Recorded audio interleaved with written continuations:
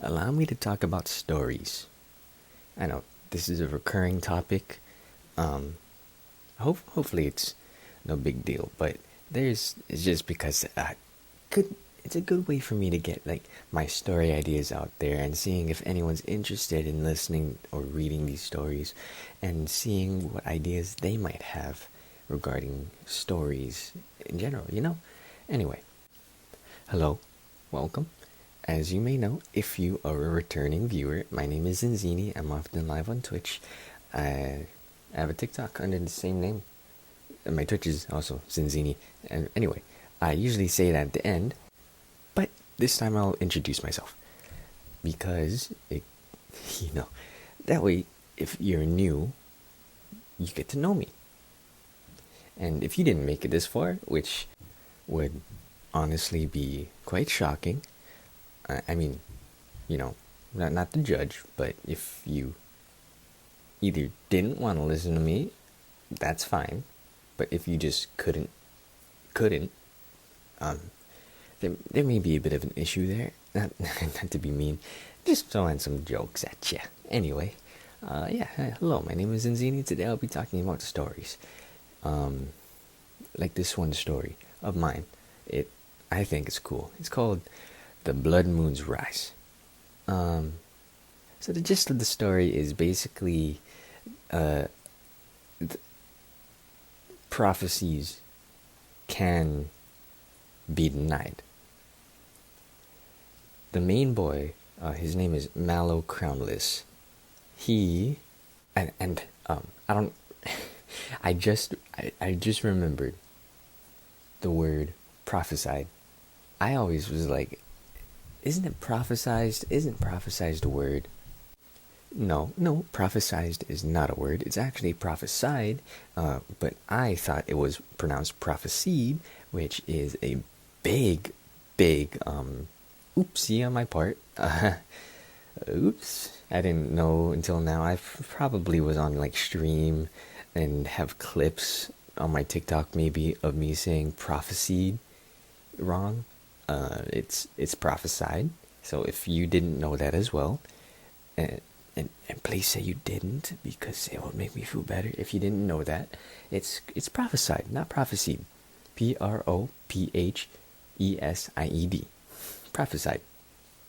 Anyway, before the events of the story, he was prophesied to be the chosen one to defeat this villain. But when the mages, because in this world, mages create the prophecies, when the mages found out that he has no ounce of magic in him, which every single person in this world has, when they find out that he has no ounce of magic whatsoever in him, can't wield this thing called relics, which everybody, theoretically should be, because everybody is in tune with magic. And if you're in tune with magic in this world, you will be able to wield a relic, which is basically just a tool or a weapon of some sort imbued with magic that lets you use magic, or like other types of magic. For example, let's say that you have magic that lets you create ice. If you wield a relic, that relic might let you use fire, but of course you can't control the fire without that relic, because you control ice. But if you control ice and you have like an ice relic, a relic that uses ice, your ice magic will be enhanced. Just put it into perspective. Anyway, when the mages find out that this boy Mallow, he doesn't have magic, they decide, you know what, this prophecy, it's not going to come true, because what is this magicless boy going to do against this dark magic being, this being of pure evil who can wield all sorts of magic somehow? So they scratch that prophecy. The world knows about it, and from then on, dude, the biggest problem with me recording so late sometimes is these random sounds just happen, and I'm pretty sure it's just like a bug or something going on, or like maybe a cricket making noise, just like that. I think that's a lizard. You heard that. I'm not cutting that out, so you can hear what I say. It scares the crap out of me, and I have to pause, I have to go back, and I have to continue talking. And I'm just like, oh, I hope I don't lose my train of thought. Anyway, it's just so you can see what it's like for me to record this late. Anyway, back to the original topic. From then on, Mallow is known as the failed, the failed prophesied one, or the failed one, to make it easier. You know, it rolls off the tongue a lot easier than the failed prophesied one.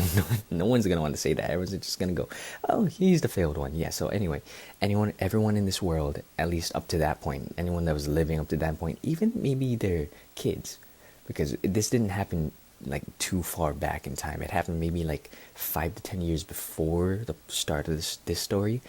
Anyway, yeah, they know him as the failed one, and he knows that, and he is absolutely pissed. And before I get more into the story, there are wait, hold on, let me look back at my story. How did I forget this? How did I forget this? There are there are 4 goddesses of this world. They are called Aterim, she's the goddess of time. Moterim, she's the goddess of emotions. Vitarim, she's the goddess of life. And Morsarim, she's the goddess of death. So, these goddesses basically, well, they don't rule the world. They let humans do what they want in the world, right? But they will step in if need be. But the reason why they haven't stepped in when this big bad, his name is Vorian Ashmore, he's the main antagonist of the story, and he controls dark magic and necromancy, which, you know, is already quite bad. But, yeah, the reason why they haven't stepped in to defeat him yet is because most of them were put to sleep, weakening him way before the events of the story. Like, there was a fight back all the way like 500 or so years of the story where he was he was close to destroying the world. They stepped in, they used all their power. The goddess of time, the strongest of the goddesses, she goes to sleep for a while. Like, she goes into hibernation because she lost so much of her power. And the rest of the goddesses, they're either indifferent to what's going on, or they just can't step in because they're not at full power, which 2 of the 3 are. Anyway, they also have this thing they can do where they can choose someone to wield their weapon. Of course, I haven't really gotten too far into the story to say what weapons, so 2 of the weapons are ambiguous, but just know that Morsarim, the goddess of death, she has gauntlets that can absorb, it works like vibranium in Marvel. It could absorb kinetic energy and release that energy back as a powerful blast. That's basically what her gauntlets are, but it turns gold when it absorbs kinetic energy. I thought that was cool.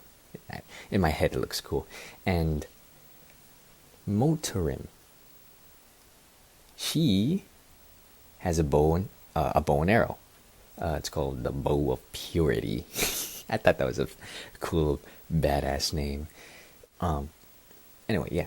So they can choose someone to wield their weapons, which is called a blessing. And the person they choose does not even need to be in tune with magic. They don't even need any ounce of magic in them to use the blessing, because it's a goddess. The goddess's word is better than yours. And it's the goddess. I don't know the term. It's like, I don't know, whatever laws this world has, the goddess's words just overrule them. So Morsarim, prior to the events of the story, she blesses Mallow, and he wields her gauntlets quite well, actually. But I will not go into detail about that yet. Let me talk about this current prophecy. I still have to write it out, but I know the gist of it, and I feel like as someone that wants to make a story, this is a big no-no for me. But there is a being who is centered around blue, and their purpose is to, unite everybody and take down Vorian. But before that, there are 5 warriors that the prophecy speaks about. 2 not so weak, 2 quite strong, and 1 whose power lies in song, which song is a type of magic in this world that used to be quite common, but now is pretty rare. You would only find, if you're lucky, 1 songling, which is what they were called. If your magic revolved around song in this world, you're called a songling. But now, if you're lucky, you'll find 1 songling at least every 300 years. That's how rare it is to find them, and that goes and that shows to the extent of Vorian. Like that's Vorian was so scared of these songlings that he had most of them wiped out. So now they're just scattered around. Every now and then there's a new songling, sometimes multiple. You might find them in groups, but it's quite rare, because if Vorian finds out that a songling is alive in a kingdom or a village, he will send his men to kill them. The prophecy of the story, the current prophecy, also talks about a princess. Her name is Princess Yanora. I spelled it very interestingly. I'll put it on the screen right now, right there. That's how you spell it. She's the princess of the kingdom of Asmernia, and I will put that right there too. You see, that's how you spell it, right there. Anyway, Vorian, he knows about this prophecy, so he decides, you know what? If you're gonna have 5 warriors who are so strong they're gonna defeat me, I'm gonna have 5 warriors who are so strong they'll defeat them. And he creates this faction called the 5 Falsitudes. Falsitudes is actually the first thing that came to mind when I thought about this, so I thought that was perfect.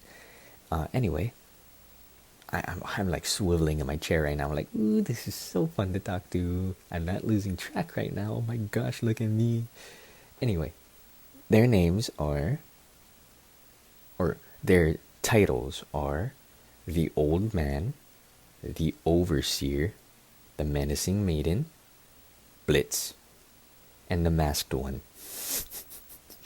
I'm not going to go into detail about why I named them let's just say it ties into what their character revolves around.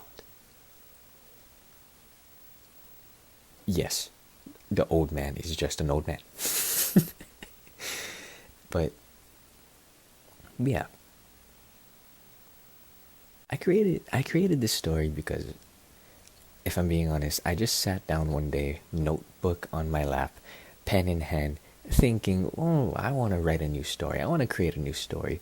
What shall I write about? And I just started writing down random stuff. And then I had the very first draft of the prophecy. That is what I started with, and that is what I went off of. I don't remember exactly the words, and I don't really want to dig and grab my notebook right now. So I'll probably, I was thinking about uploading more shorts, so I might have it in a short. Maybe you'll see. You gotta look out for it. But I created the prophecy first. Then I thought, Blood Moon's Rise sounds like quite the awesome name. If you ask me, it sounds like a really badass name. So I named the story that. And then I thought of the character. I thought of his, not twin sister, I thought of his younger sister. Then I thought about the 5 warriors. then I thought about the main villain, then I thought about the princess, then I thought about the five falsitudes, and then the factions, the places, the locations, which will be my next point. But this, I find it amazing how this whole story came off, was created just because I wrote a damn prophecy, which is basically, the way I wrote it was basically just a poem. I wrote basically a poem and it sprouted this story, and I don't know, I'm just amazed with myself. I'm not trying to like hype myself up and glaze myself and be like, Xynzini's the best ever. Of course, you should probably have that mindset. You should think you're the best ever, and people might call you a narcissist, but hey, self-love is self-love. Anyway, the main locations, and I have this part open right now so I can see. They are the Golden Plains, a beautiful forest of trees with golden leaves and strange grass that look golden due to the angle the sun hits them. The Kingdom of Asmernia, which is the kingdom that lies within the Golden Plains, considered the central point of the world. The lands of Vorian, territory Vorian controls, and in case you haven't noticed by now, I am reading the name of the place and the description. And then there's Morsa's domain, Morsa Rim, but Morsa for short, or the Lands of Hell, aka the Lands of Hell, the lands that Morsa Rim controls, Starline Village, Maria and Mallow's hometown, and Maria is Mallow's sister.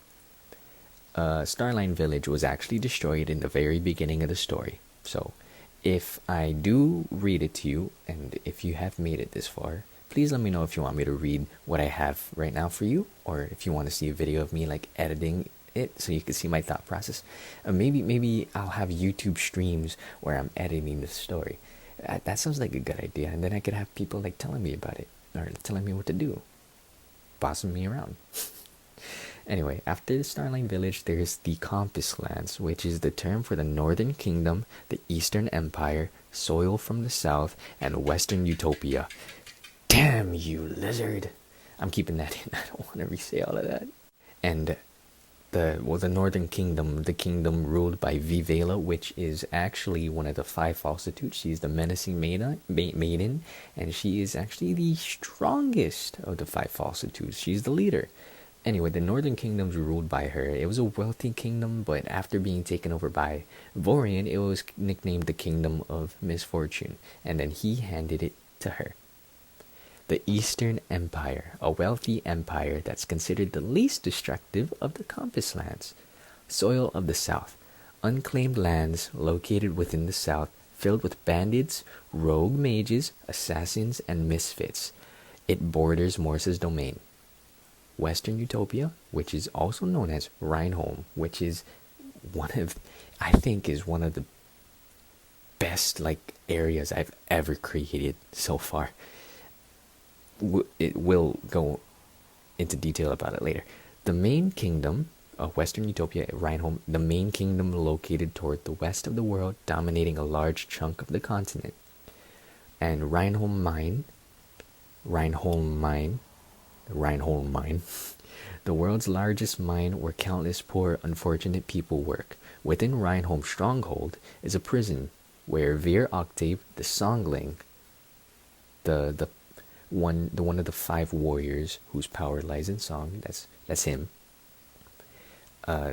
It's where he was held, basically. And then there's Rhineholm City and the city market, and then Rhineholm Fortress, which is where the entirety of the stories, I think it's Act 2, or not Act, it's like Act 1, Part 2, kind of. It's where an entire section of the story lies. Anyway, yeah. But the reason I say Rhineholm is one of the best areas I've ever created is because I thought about the rooms, the hallways, what it looks like on the outside. I actually used Minecraft to figure it out, the game I'm playing right now. I put a lot of thought into this area. And when I thought about the fortress, Reinhold Fortress, I even had to think, what would a stereotypical fortress have? You know, to just to put a little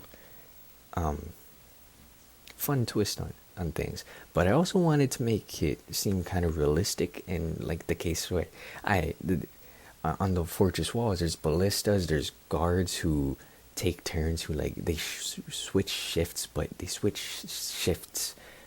shifts in a way where it's like the two guards are here, two guards show up, the two guards stay, two guards that are going to replace them tap them on the shoulders, and then they switch positions. So a position is never not being watched. There's always going to be someone watching it because it's like a thing, you know?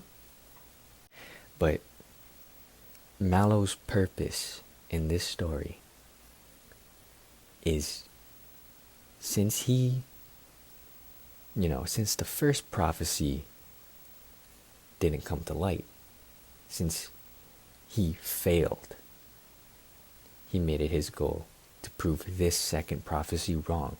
He has absolutely no place in the prophecy until later in the story. But the only reason why he has a place in the prophecy is because he makes himself a part of the prophecy. His story is a prophecy can always be denied. And I thought that was really cool. I thought that was interesting. I tried to put a twist on the chosen one because I figured, all these stories are always talking about like the chosen one who's going to defeat the main villain at the end of the book, at the end of the series. That you kind of guess it from a mile away. You basically guessed half the story right there. I wanted to put a twist on it where Mallow was the chosen one, but now he's trying to break the prophecy. He's because he's not the chosen one this time, he basically forces himself to deny this prophecy as well. Does that make sense? I hope that makes sense. I really do hope that makes sense. If not, and if you're confused, I will go into more detail about it in the comments. But yeah, his story is basically a twist of the chosen one, where yes, he is the chosen one. Don't get me wrong, I'm not going to say he's not the chosen one, because if I read it to you and you read it and you hear it, you will definitely think, oh, what do you mean? What do you mean this guy is not the chosen one? He's literally talking about him like he is the chosen one, and he is the chosen one, just not by the prophecy standards. Not by it's prophecy standard, not by the prophecy. The prophecy doesn't deem him the chosen one, so he makes himself the chosen one to deny it, But yeah, I put a lot of thoughts into almost every character. There's actually like one or two characters in here that I didn't really put much thought into, and they're just throwaway characters anyway. But I wanted to make sure they had like the feeling of a real world. Like, oh my goodness, the third.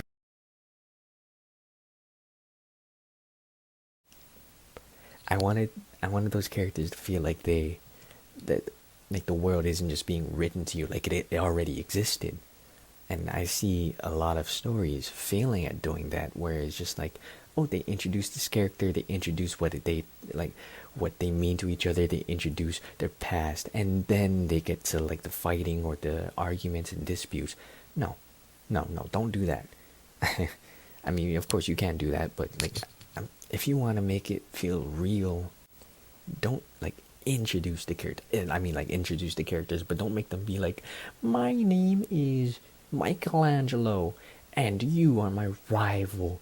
We fought before. You remember that? We fought before back in the Battle of the Bulge. You almost killed me. You almost killed my father, and that's why I'm back. No. If they're rivals, of course there's going to be history, but you could throw in like a little lightheartedness, like, hey, nice to see you again. I'm going to kill you this time. Don't worry. And it's, oh, you failed last time. You're not going to win this time. What makes you think you're going to win this time? Oh, maybe the fact that I've been practicing. Stuff like that. Like, make it casual. Unless they're enemies, then maybe casualty is not the way to go. But if they are rivals doesn't necessarily mean that they're enemies. I mean, of course they're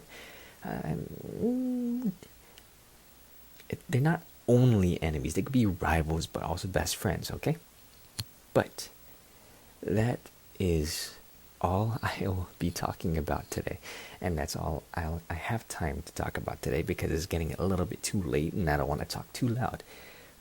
My name is Xynzini. I'm often live on Twitch. I have a TikTok. They're all under the name Xynzini. I would appreciate if you check me out there at the very least. You don't have to follow me there, but if you do, I would love it. But if you're interested, at the very least, please check me out. It would mean so much.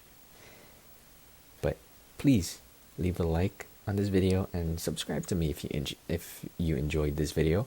And if you liked the way that I went about this video, where I just talked about something I'm interested in, please let me know and I'll do it again. I mean, I'm gonna do it again regardless, but just let me know if you enjoyed it, please. But if you made it this far, what do you think about my story? Do you think it could use some extra work? Do you have any ideas that you might want to see?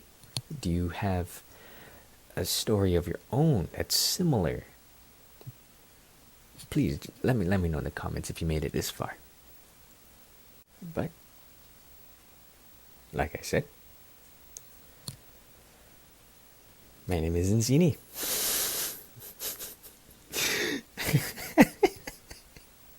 I don't know why I repeated that. Anyway, take care. I'll be back again next week Wednesday with another YouTube video. So please come back if you enjoyed. But for now, take care of yourself. Make sure you eat, make sure you drink water, and make sure you rest well, because all of that's important for you to stay healthy. And I would love it and absolutely appreciate it if you took the time to do all of those things to stay healthy and take care of yourself. Oh yeah, take care of yourself. But for now, I'll see you later. Bye-bye.